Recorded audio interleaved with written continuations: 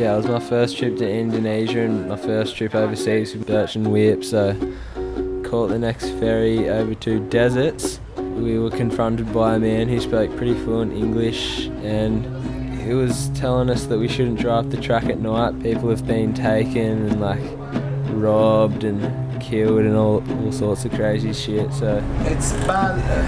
No, it's not police. We decided that we were going to risk it and go straight to Deserts, and the fact that our taxi driver had a metal bat, a gun and handcuffs in his glove box, so we thought we were in pretty safe hands.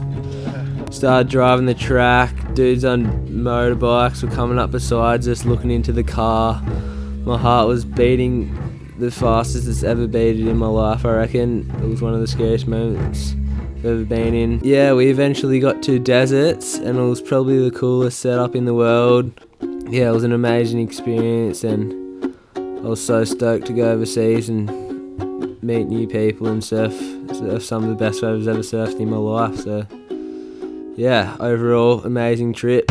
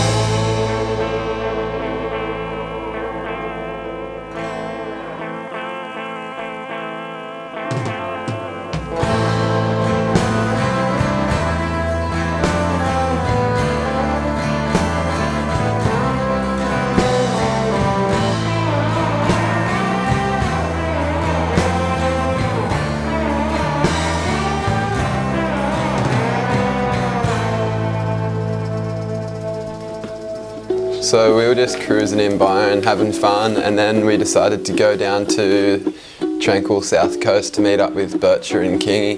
And I bought a porno mag from the late 80s out of some shop that sells $2 jaffles. And on the way we got a train. The train ride was pretty sick, but a little bit sketchy. We spent a bit of time at night in the station, which was kind of weird. And then we used to chill down there for 4 days and pretty much just drank heaps of beer and went surfing.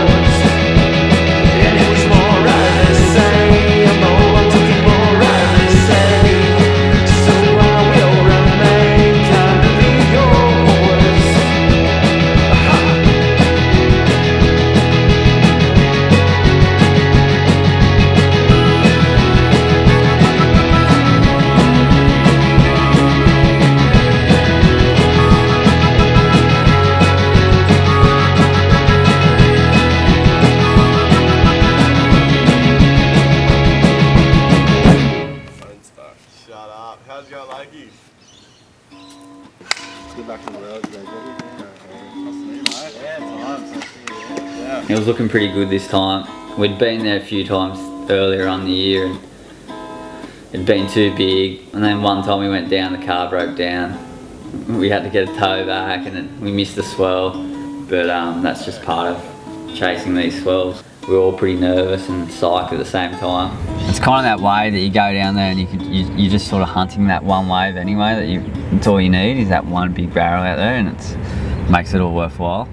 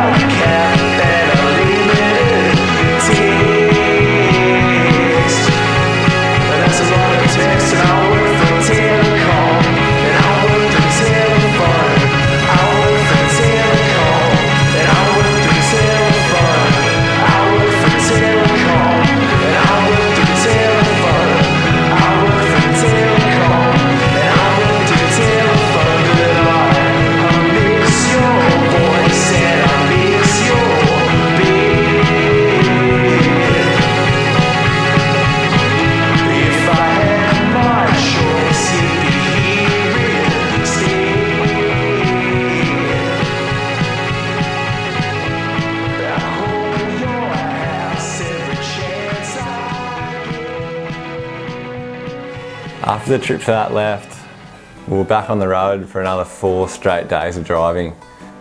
Things can get quite weird out there.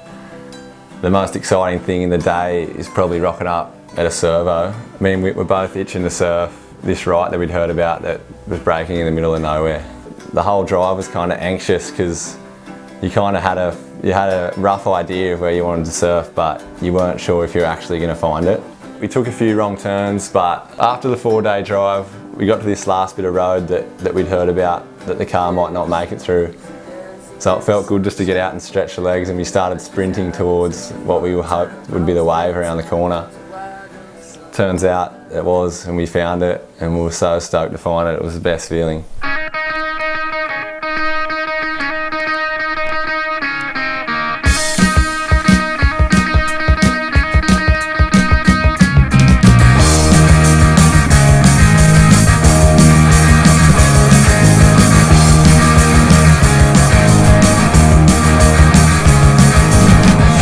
Drives the stranger's warn. Don't be trapped by the angry storm. Suitcase, suitcase, fix my head. Bury my dreams before they're dead. Ay, ay, ay. Ay, yeah. Ay, ay, ay. Ay, yeah. On the nightline. On the nightline.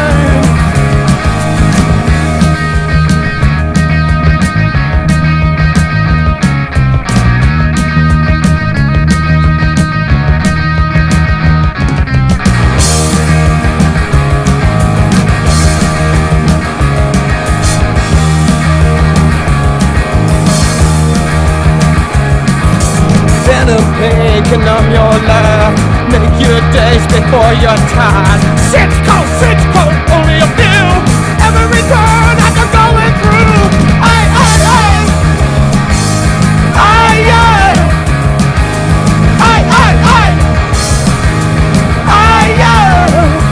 on the nightline, on the nightline.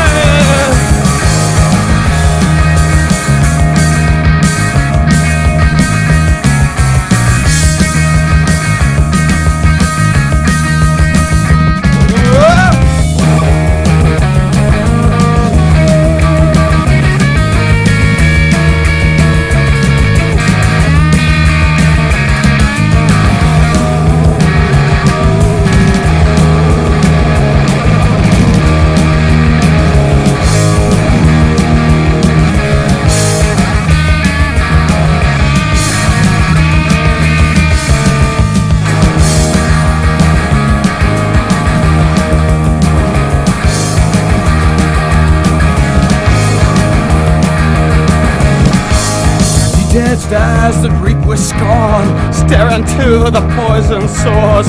Footsteps right in the face. Footsteps fading away.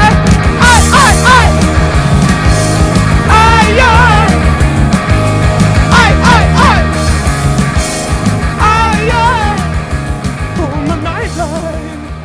Because Marshy rocked up at the end of the trip. He had $5 to his name, like when we pulled up in my driveway.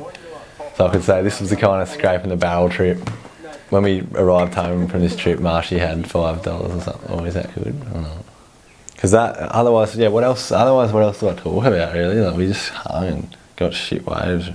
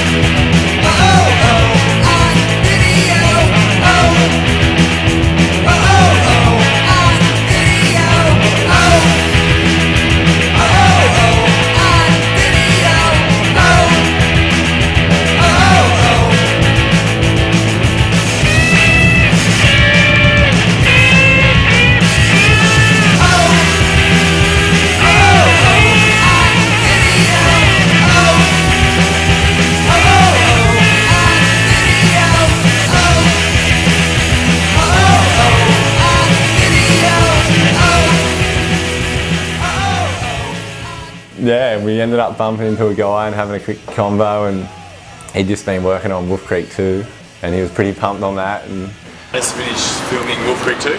Oh, did you? You've seen Wolf Creek? Oh, yeah. Yeah. Sick. Just finished 2 weeks ago. And then we went down and met up with my mate Jarrah from home. And it was actually really intense walk in. There's big high sand dunes, and never thought it would have been that hard to walk in because you're kind of fatigued by the time you get there. Looking at the wave from eye level was kind of confronting because it just looks like unpaddleable, and I was kind of like, oh, what have I got myself into here? But luckily Jarrah had been there a few times, and he was just said, oh, let's get out there, it looks good, let's get straight into it, and turned into a pretty sick day.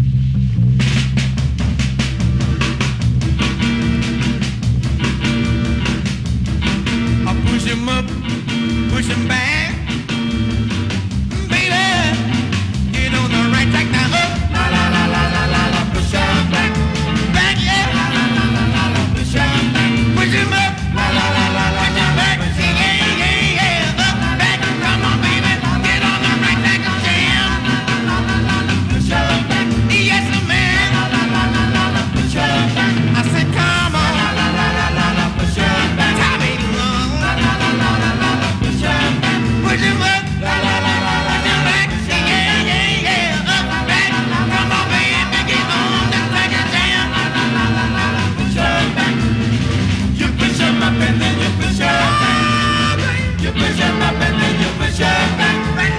I think Slater had a GPS on our car because he was at that crazy light in the middle of nowhere, and then here he was again at Shippy's. Yeah, this goes that. Yeah, it's good.